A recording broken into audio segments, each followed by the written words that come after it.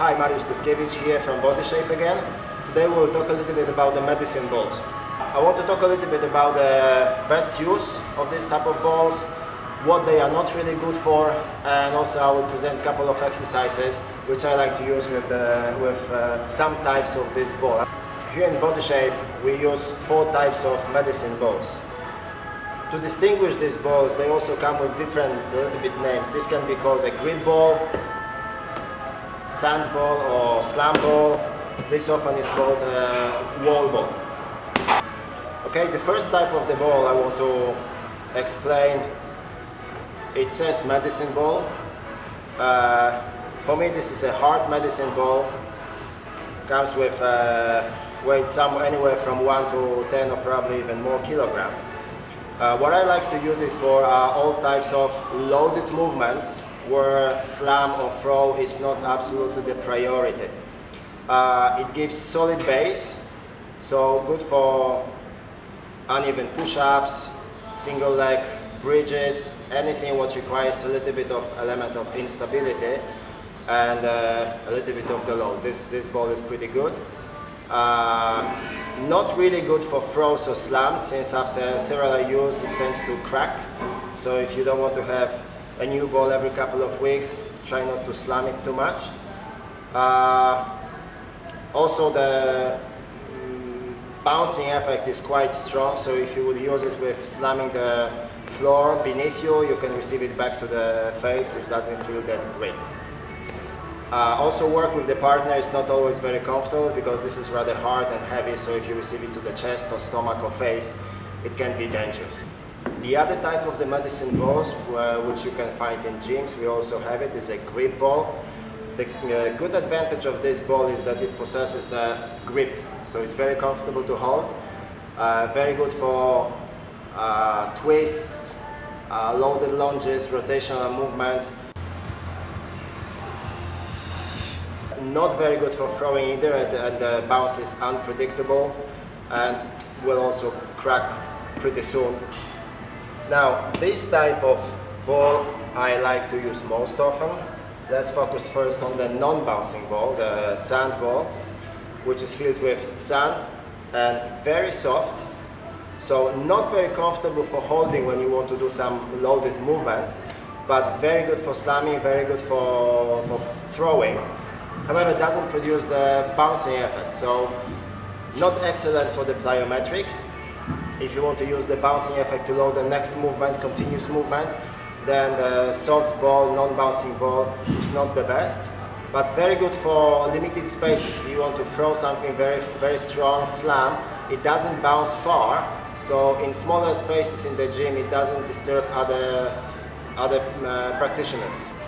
Since it's soft, it's easy to pass to a partner, doesn't impose any risk of injury, and especially when you want to throw something straight down beneath your face, it doesn't bounce back straight to your face. It doesn't necessarily work if you want to use it as the instability element because it's too soft. So push-ups or bridges or this kind of things will not really work very good on this. The best use with this ball I see with the full range of motion. Hi Kevin. The best use of this ball I see with full range of motion floor slams, where you need to pick up things straight from the floor, lift it as high as possible, slam it fully, it doesn't bounce back, so it doesn't create this shortcut where the athlete can catch the ball and just keep going. It requires the athlete to go all the way down to the floor, pick it up, and continue the movement all the way from the floor.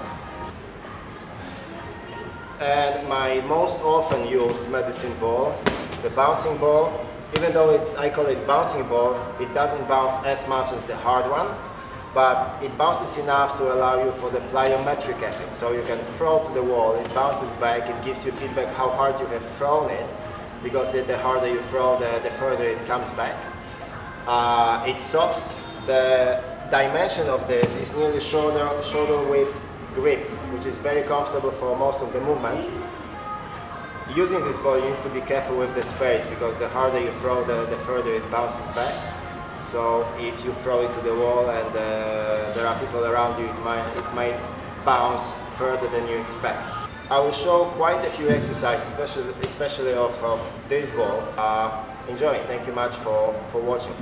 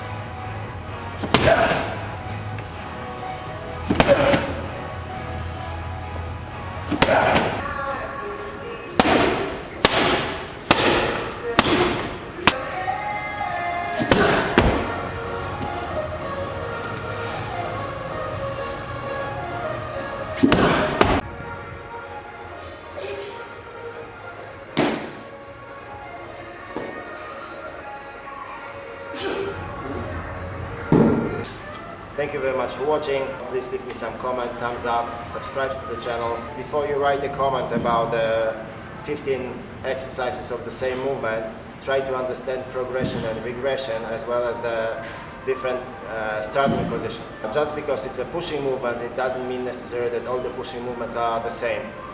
Bringing your position into knees, bring your position into standing position, into split position, single leg position, will always bring the variety to the movement, even though you will still push.